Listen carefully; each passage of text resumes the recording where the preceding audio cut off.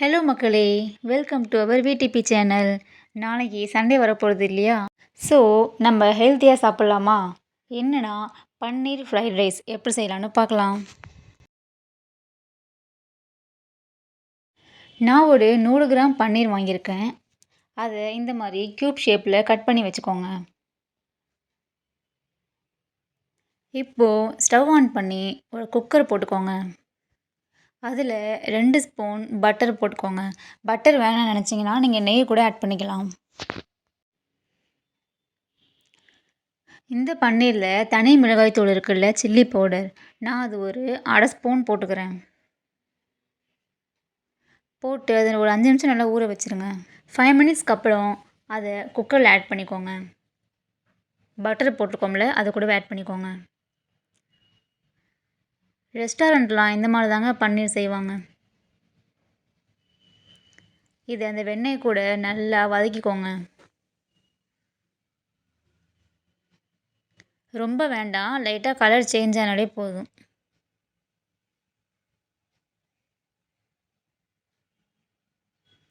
பாருங்கள், colour change ஆயிடுச்சு உங்களுக்கு. இதை ஒரு பிளேட்டில் ட்ரான்ஸ்ஃபர் பண்ணிக்கோங்க. பன்னீர் ஃப்ரைட் ரைஸ்க்கு பன்னீர் ரெடி பண்ணிட்டோம்.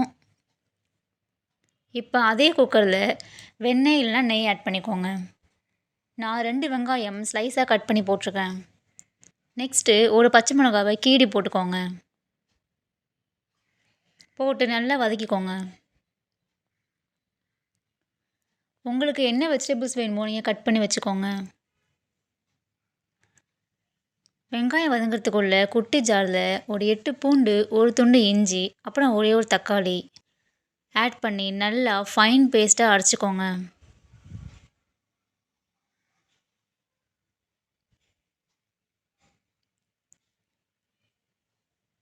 பேஸ்ட் ரெடி ஆயிடுச்சு. இப்போ இதை அந்த ஆனியன் கூட ஆட் பண்ணிக்கோங்க.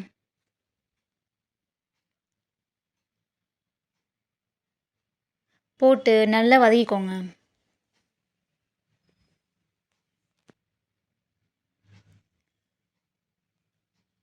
நெக்ஸ்ட்டு நம்ம வெஜிடபிள்ஸ் ஆட் பண்ணிடலாம். குடை மிளகாய், உருளைக்கிழங்கு 1, அதுக்கப்புறம் கேரட் பீன்ஸ் ஆட் பண்ணிக்கோங்க. நீங்கள் கேபேஜ், பட்டாணி இதெல்லாம் போட்டிங்கன்னா இன்னும் சுவையாகவே இருக்கும். ஆட் பண்ணி நல்லா வதக்கிக்கோங்க. இப்போது கல் உப்பு தேவையான அளவு ஆட் பண்ணிக்கோங்க. இது கூடவே மிளகுத்தூள் இருக்குல்ல, பெப்பர், அது கொஞ்சம் ஆட் பண்ணிக்கோங்க. இதுக்கு காரமே பச்சை மிளகாவும் மிளகும் தாங்க. போட்டு நல்லா அதை வதக்கிக்கோங்க. கொஞ்சம் கடிப்படுற மாதிரி இருந்தால் ஃப்ரைட் ரைஸ்க்கு சூப்பராக இருக்கும். வாட்டர் ஆட் பண்ணிக்கோங்க. நான் 4 கப் தண்ணி ஊற்றிருக்கேன். 2 கப் அரிசி வச்சுருக்கேன். 1 கப்புக்கு 2 கப் வாட்டர் கரெக்டான அளவுங்க. நல்லா இந்த மாதிரி வாஷ் பண்ணிவிட்டு தண்ணி நல்லா கொதிச்சதுக்கப்புறம் இந்த அரிசியை தூக்கி அதில் ஆட் பண்ணிவிடுங்க. அரிசி போட்டாச்சு. நம்ம ரெடி பண்ணியிருக்கோம்ல பன்னீர், அதையும் இது கூடவே சேர்த்துருங்க.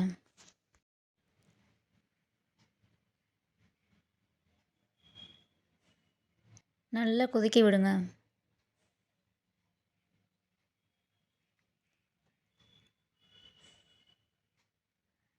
தண்ணி நல்லா கொதிக்குது. இப்போ நம்ம மூடி போட்டுடலாம். மூடி போட்டுட்டு நான் ஒரே ஒரு விசில் தாங்க விட போகிறேன். அவ்வளோதான், விசில் வந்துடுச்சு 1. இப்போ நம்ம ஓப்பன் பண்ணி பார்க்கலாம். பாருங்கள், நம்மளோட ஃப்ரைட் ரைஸ் சூப்பராக ரெடி ஆயிடுச்சு.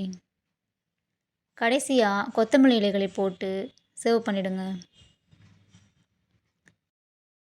ஹோட்டல்லலாம் எதுக்காக ஃப்ரைட் ரைஸ் சாப்பிடக்கூடாதுன்னு சொல்கிறாங்கன்னா, அவங்க அரிசியை நல்லா ஃப்ரை பண்ணிவிடுவாங்க. எப்படின்னா 1 டைம் பாயில் பண்ணதை மீண்டும் அடுப்பில் வச்சு ப்ரீ ஹீட் பண்ணுவாங்க. அப்படி ரைஸை பண்ணாலே நோய் தாங்க நிறையா வரும். இந்த மாதிரி குக்கரில் நீங்கள் பாயில் பண்ணி கொடுத்தீங்கன்னா அது கண்டிப்பாக குழந்தைங்களுக்கு ஸ்ட்ரென்த்து தாங்க. ஏன்னா நம்ம 1 டைம் மட்டும்தான் பாயில் பண்ணியிருக்கோம். அது மட்டும் இல்லாமல் காரம் இதில் இல்லை.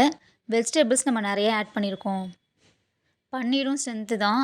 நம்ம போட்டிருக்க எல்லா வெஜிடபிள்ஸுமே ஹெல்த்து தான். இந்த மாதிரி நீங்கள் பாயில் பண்ண ரைஸை கொடுத்தீங்கன்னா குழந்தைங்களுக்கு ஒன் டே விட்டு ஒன் டே கூட நீங்கள் ஃப்ரைட் ரைஸ் கொடுக்கலாங்க. லஞ்சுக்கே இதை கொடுத்து அனுப்பலாம். இது நம்ம ஒரு பிளேட்டில் போட்டு எங்கள் ஃபேமிலியில் உள்ளவங்க இதுக்கு ஆவக்காய் மாங்காய் இருக்குல்ல, அந்த ஊறுகாய் தொட்டு சாப்பிடுவாங்க.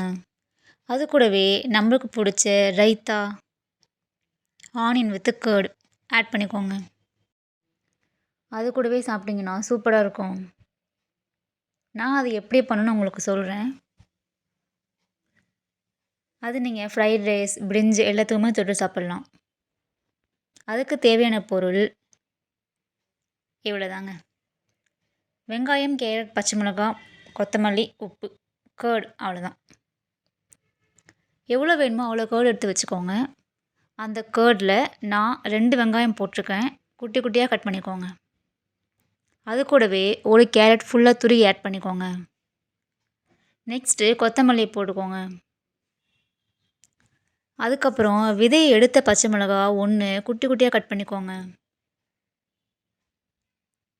கடைசியாக நம்ம சால்ட்டு. அவ்வளோதாங்க. இப்படி தொட்டு சாப்பிட்டு பாருங்கள், அல்டிமேட்டாக இருக்கும். இது நீங்கள் சப்பாத்தி, ஃப்ரைட் ரைஸ், பிரிஞ்சி எல்லாத்துக்குமே தொட்டுட்டு சாப்பிட்லாம்.